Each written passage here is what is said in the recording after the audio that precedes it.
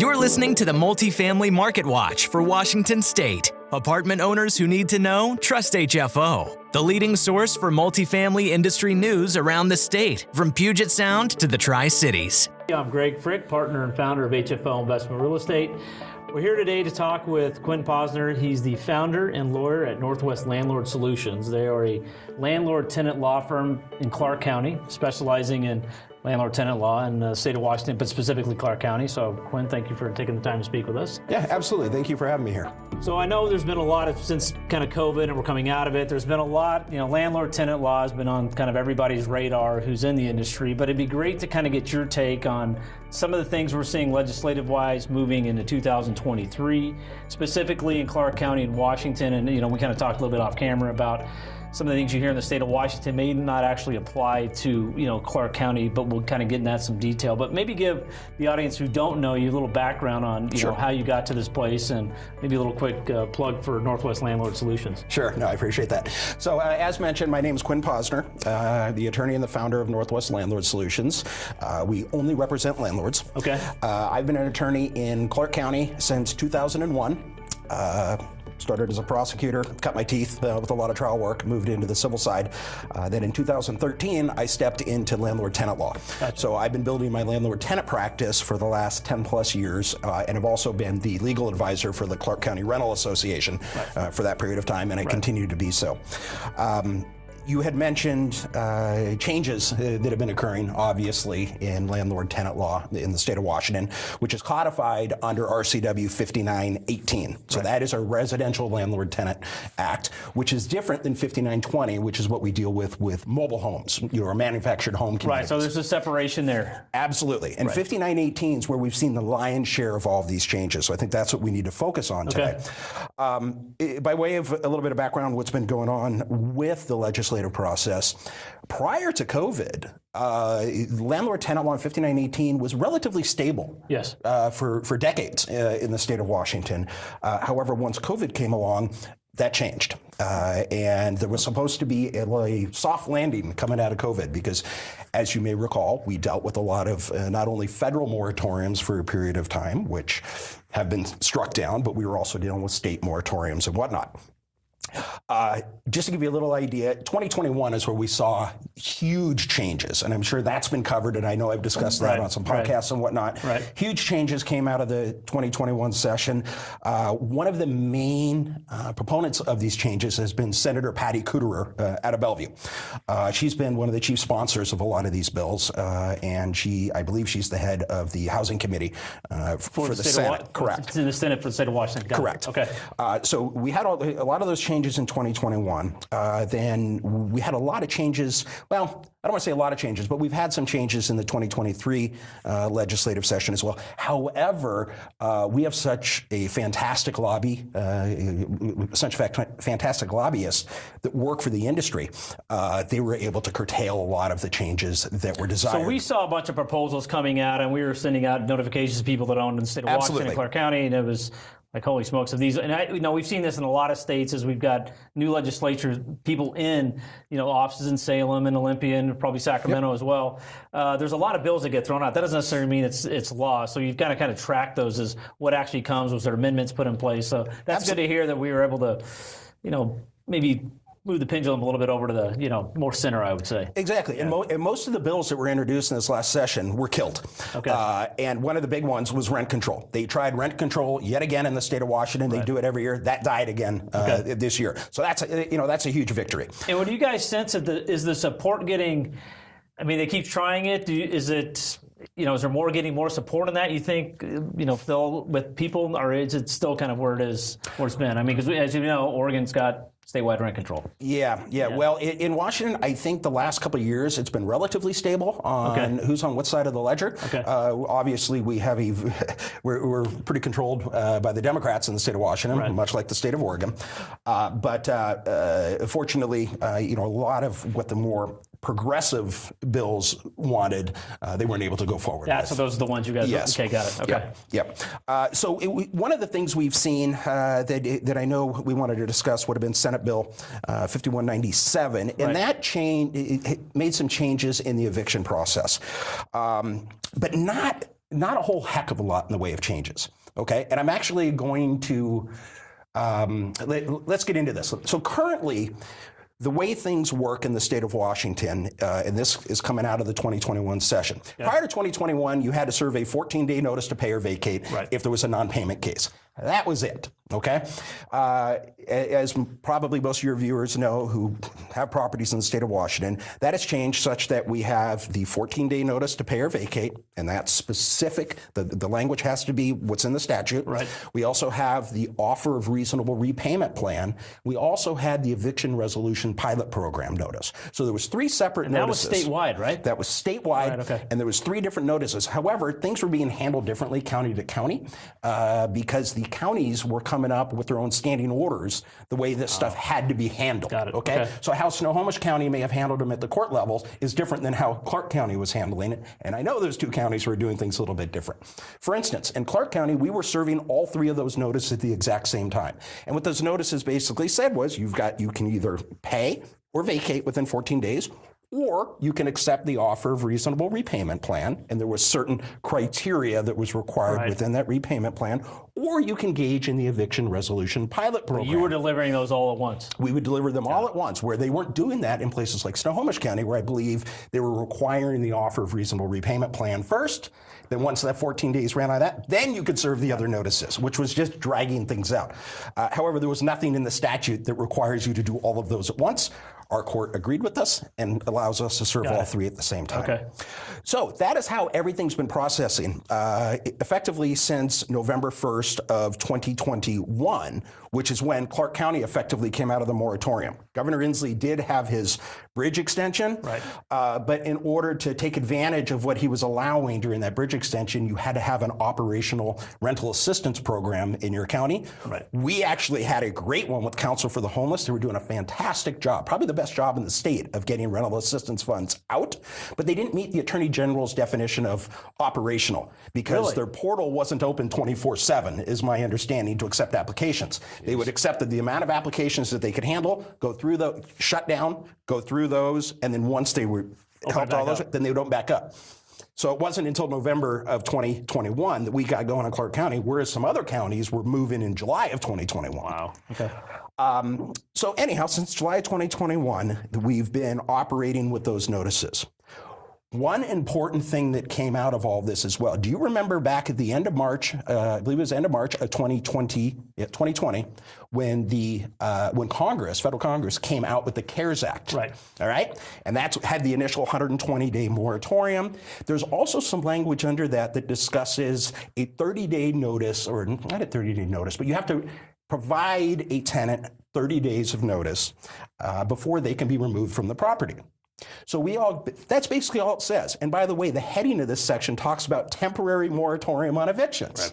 All right? I remember that. And so what has happened in the state of Washington is during the pandemic, I actually put a listserv together with some of the top landlord attorneys in the state, and we were discussing all of this, and we came out with a form of notice to satisfy the CARES Act. Satisfy the federal CARES Act. Absolutely. Okay. Well, there was a case last fall coming out that was Sherwood Auburn LLC versus Paisan. Okay. This was up in the, I believe, Seattle or Puget Sound area, where the trial court ruled, the tenant argued that you can't just give me some sort of notice saying I don't have to be out for 30 days. Because really, in the state of Washington, the only one who can force someone out is the judge. And we know the whole process takes more than 30 days. Oh, yeah, we know that. The tenant argued, I'm entitled to a 30-day notice to pay or vacate. The trial court disagreed, so it went to the Division I Court of Appeals. And you have to think of Washington having 3 divisions. You basically have, I believe it's, you get Pierce County north and over to the mountains and over to the ocean. That's Division I. Lewis County south to the border, over to the mountains, that's Division II. Eastern Washington is Division III. Got it, okay. So it goes to the Division I Court of Appeals, who basically rules, yes, you have to serve a 30-day pay or vacate, which to me isn't what the CARES Act said, but that's how this judge ruled it. So effectively, what that has done is if you're a covered property under the CARES Act, you're smart to serve the 30-day notice to pay or vacate instead of a 14-day notice to pay or vacate. Okay. If you're in Division 1, you have to do it. Because of the ruling on Division 1? Absolutely. On the appellate side, okay. Because we're in Division 2, that ruling is persuasive authority. It is not binding authority. The judge who handles our unlawful detainers is actually not fully in agreement with that ruling. Interesting, okay. So she will allow a 14-day notice to pay or vacate if you have a proper CARES Act notice. The problem is no one knows what that is. Right. So we've been counseling all the attorneys, and there's effectively 3 of us who are the major attorneys who work in Clark County. We've been counseling our clients to just serve the 30-day notice to pay or vacate because you have to do the offer of reasonable repayment plan, you have to do the ERPP, or the Eviction Resolution Pilot Program notice, and you have to wait for that certificate of compliance to come out of the Dispute Resolution Center. Give them the 30 days. And that's going to take more than 30 days anyhow. So why tempt fate? Right. And why, you might just be creating issues for yourself. Interesting, okay. Well, now we're getting to the point where the offer for reasonable repayment plan by statute ends with any rents that have accrued through April of 2023. So let's say you are a landlord in the state of Washington. Your tenant was current on rent through April. May rolls around, they don't pay May rent. You only have to serve the pay or vacate notice, 14 or 30, right, depending on your CARES Act. Right. And the Eviction Resolution Pilot Program notice, right? In that case, you don't have to do the offer of reasonable repayment plan anymore. For anything beyond April. Correct. Yeah. But if you have rents, let's say your tenant owes you for March, April, and you May, need it for that. You would have to serve the repayment plan as well. Now, the Eviction Resolution Pilot Program, by statute, sunsets at the end of June. Interesting. Okay. So that's gone. And I know there's been a question that the other statutes within 5918 that discuss what you have to do with your notices.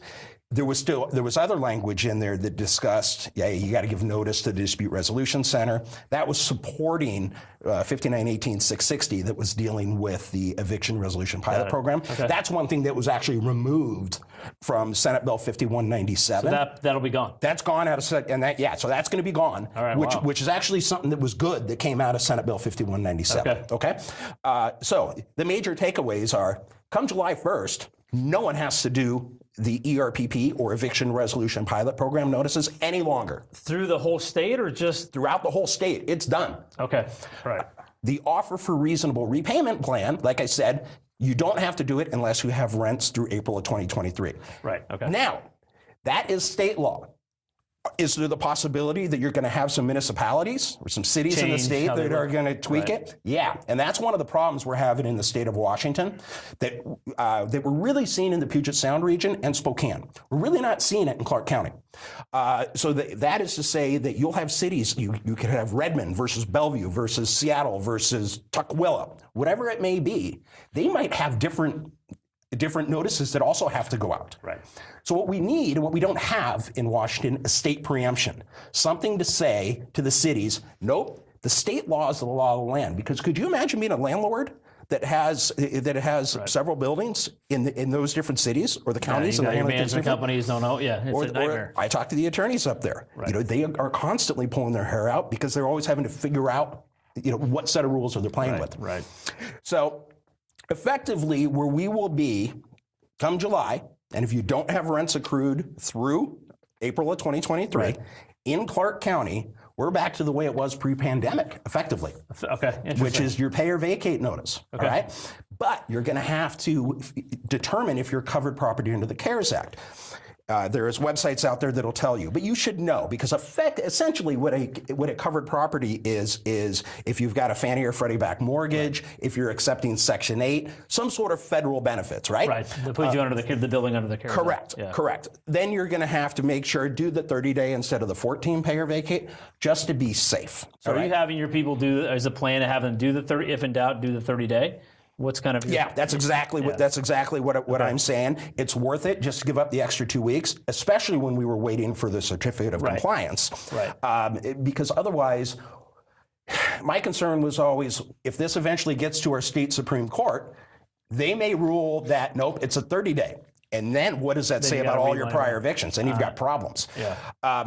What shocks me is I was convinced that the state Supreme Court, the Washington State Supreme Court, was going to review that decision. because things are being interpreted differently around the state, they denied discretionary review. So everyone's throwing their hands up. How could the state Supreme even Court, though you've got District 1 saying this, District 2 saying this, typically if there's enough activity, it may go to Supreme Court to overrule? Division 2 hasn't said anything. It's just local courts might be doing things. We have local courts in the state doing things differently, right? So we need some sort of, hey, what exactly is going on? Wow. But the state Supreme Court, in essentially a one-line denial, basically said, we're not looking at it. Done. Here's what we're looking at across the country. Okay. There was a court in Colorado that said, you know what, this stuff doesn't apply because the CARES Act is dead now. Right, it's over. And we know that President Biden just his declaration of emergency is gone, or a state of emergency is gone. Well, all of this is connected to that. So why is the CARES Act even an issue any longer? But it is because of legislative drafting. Right. I still look at it and wonder, where does it say that this is permanent?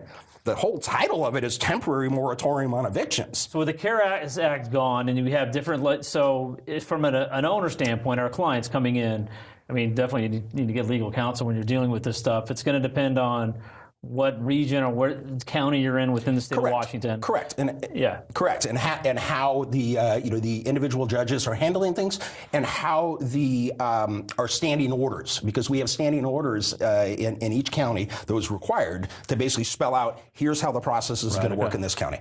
Okay. And is there legislation in the works in Olympia that's going to try to normalize this, or is it still not right now? Really? Not right now. And I think one of the reasons why you're going to see that, not to get on my political soapbox too much, that's right. We're here for that. So that's okay. Much like Oregon, in the Portland metro area, our politics in Washington are driven by the Puget Sound region. Right. Right.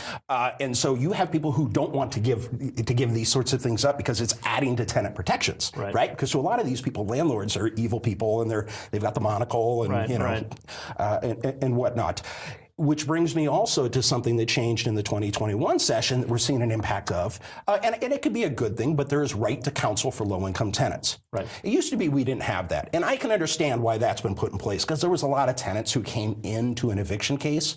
They didn't know what they were doing. They didn't know if they had defenses, so they wouldn't show up. So now you have right to counsel. So now if they qualify, they have right to counsel. And in Clark County, I see that I think it's been a decent thing, because we have our local housing justice project, and they can be good attorneys to work with. We can hammer out deals. They get rental assistance. We may agree, hey, back rent gets paid, and the next 3 months get paid. Those sorts of things, and everybody's happy. What I understand coming out of the Seattle area is we have what's called Northwest Justice Project out of the Seattle area. They can be aggressive in their tenant representation, and we do have a couple of them too that I deal with regularly down in Clark County, who can be somewhat aggressive, but have good working relationship with them. Got it. Okay. The other thing we're seeing now is the King County Bar Association Housing Justice Project. They have put together a post-writ team. So this means after we have our writ of restitution and a lockout scheduled, they try to then get involved at that point and unwind everything that's happened. After all the process has gone through. Yep. But before the sheriff gets there. King County. No, they're spreading out throughout the state. Oh boy, okay. I've had them get involved in a number of cases after we had a judgment and a writ in Clark County. I know they've opened a satellite office in Spokane. So how do the judges like that? I mean, I haven't spoken to the judge about any of our judges about it, so I can't really say how they feel about it. I think most judges are going to say, well, if there's a legal argument here, I'm going to listen to the legal argument, as a judge should, right? Right. But we've gone through all the process, and then all of a sudden. Yeah, I don't know what any personal feelings may be. For me, I would feel it's inappropriate to discuss that with them, right? Because it's we're on different sides of the sides of the argument. I understand. So there was a couple other little changes, the type of thing that we are seeing in the state of Washington. For instance, on a non-payment case, and most of our issues is dealing with non-payment. Right. Your other ones, 10 days, comply and vacate, those sorts of things are pretty standard. But it used to be that if a judgment, or if an unlawful detainer for non-payment is filed, we had 5918-410. And what 5918-410 basically said is, hey, up until basically the moment of the hearing, if a tenant can pay off the rent as owed, plus court cost, but not attorney fees. Court cost. Correct. So a filing fee, process server fee, and pay what's owed, restores the tenancy. Okay. Up to the day of court. Correct. Basically up to right before the judgment's entered. Okay. And then there was another subsection of 410 that stated that after a judgment is entered, a tenant has 5 court days in which to pay off the amount of judgment. Okay. And then that would be that would restore the tenancy. That's been amended in the most recent session. That still says 5 court days, but it says, but if a tenant is able to come up with some sort of financial assistance from government or a nonprofit entity, then they get up until the moment of the lockout, essentially. Right? Do they got to show proof that they're in the queue on that? Yeah, they have to have a pledge. Okay. And if they get it before the sheriff comes out and physically removes them, then it restores the tenancy. And does the pledge have to be for the full amount? It would have to be. It has to be for basically the amount of the judgment, and if you bleed over into another month, for that month as well. I got it. Okay. Everything that's due up until that point. So that's something that's new. It also would include a $75 late fee.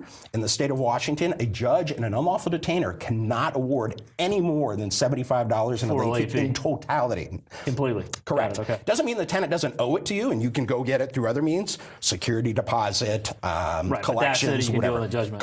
Correct. So those are some important changes because we're seeing a lot of that sort of stuff. The other thing is, if a tenant before the court hearing had a pledge of financial assistance, they would get a 7 court day delay, and the plaintiff would have to delay it 7 court days, which is a 2-week continuance, right? Because we're talking about court days, not calendar days. Right. That's being changed to 14 days, which is basically going to give 3 weeks. Going to give 3 weeks with a pledge, if they have the pledge of financial assistance, and then it's a question of what the pledge is. Right. And so there's some changes along those lines that's going to be pretty important. There's been some changes for how you have to handle your accounting for damages after a tenant vacates. Okay. The amount of time you have is going from 21 days to 30 days, but you're going to have to put a lot more information in. So it's important for the final accounting. Correct. So you're going to have to talk to your attorney about what needs to go on. Right. So there's other changes like that, which is why it's really important to make sure you have an attorney who's really dialed in on this stuff, and not someone who tries to practice landlord-tenant on a whim, because you can't take a flyer on this stuff. You have to know what's going on. You have to stay up on it because it's constantly changing. And the other thing we always tell everybody is you got to make sure you've got updated forms. I mean, you've got. Absolutely. I mean, if you're not using the most recent, there may be some change in the statute. It's just going to get you in trouble. So. Yep, I can't tell you the number of times I've had clients come in, normally mom and pops, who will say, "Hey, look, I've done a great job. I didn't need you to do my notices, and I got the certificate of compliance out of the Dispute Resolution Center. Will you file the eviction for me?" And I look at them and say, "I can't do it. You've used the wrong form. The DRC doesn't look at these other ones. They're just handling the mediation if the tenant wants to engage." Wow. So yeah, very important that a landlord, has a good attorney, knows the law. This is a business. It needs to be treated like a business. And the one thing I've always tell a lot of the mom and pops is be friendly with your tenants, but don't be friends with them. Because a lot of times they're going to walk all over you if you give them the opportunity. That's a good piece of advice. Well, I want to thank you for taking the time to kind of enlighten. I think the big thing for owners, especially with Clark County, is there are different laws in different states and even in different, judicial jurisdictions in the state of Washington that you need to get good representation, which you're very well versed in. I want to thank you too for all the advocacy work you're doing and trying to get some, I don't want to say normalization, but more clear direction, because I think when we talk to management companies and owners, we may not agree with everything, but it's the constant changing in the things that it's without a set part of rules, it's really tough to manage. Yeah. And so it puts a lot of onus on the owners and management companies. So thank you for everything you're doing down in Olympia. Our entire office specializes in multifamily real estate, making HFO the largest multifamily brokerage in the Pacific Northwest. Your success is our passion. Build your legacy with HFO. Call 503-241-5541 or visit our website at hfore.com for more information. HFO is an affiliate of the Global Real Estate Advisor Network.